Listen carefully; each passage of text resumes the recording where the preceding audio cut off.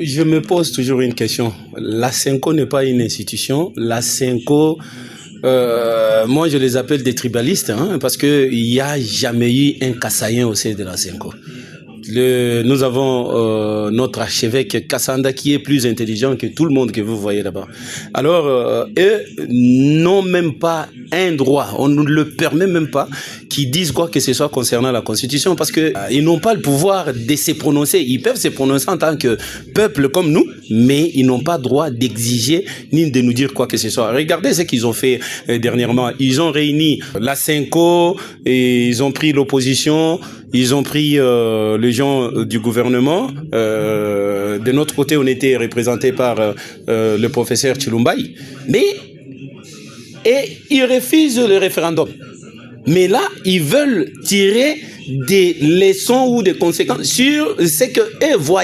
Mais ils ne veulent pas que les peuples souverains se prononcent. Donc, je peux dire que moi, je ne suis plus la Senco. Je ne sais pas comment je peux le qualifier. En tout cas, on le regarde comme ça. Je pense très bien que la Constitution doit toujours être changée. Mais il y en a plusieurs. Vous avez vu l'opposant Sesanga qui vous avait parlé quand on lui avait posé la question de savoir s'il devenait président de la République, il va faire quoi en premier.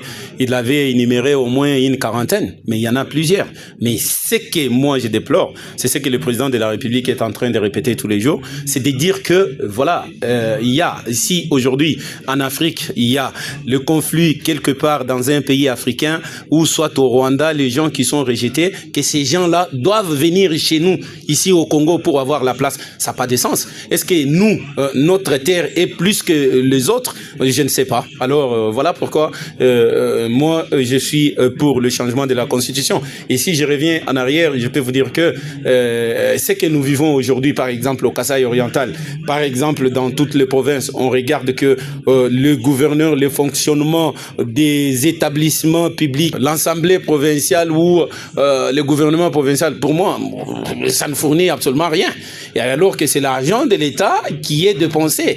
Nous avons des impayés, nous avons ceci, mais non, il faut arrêter avec tout ça, que le pouvoir soit vraiment un pouvoir central qui est dirigé par le président et non par un premier ministre, et que des élections se passent peut-être par des gens qui sont habilités et des nominations soient faites par le président de la République.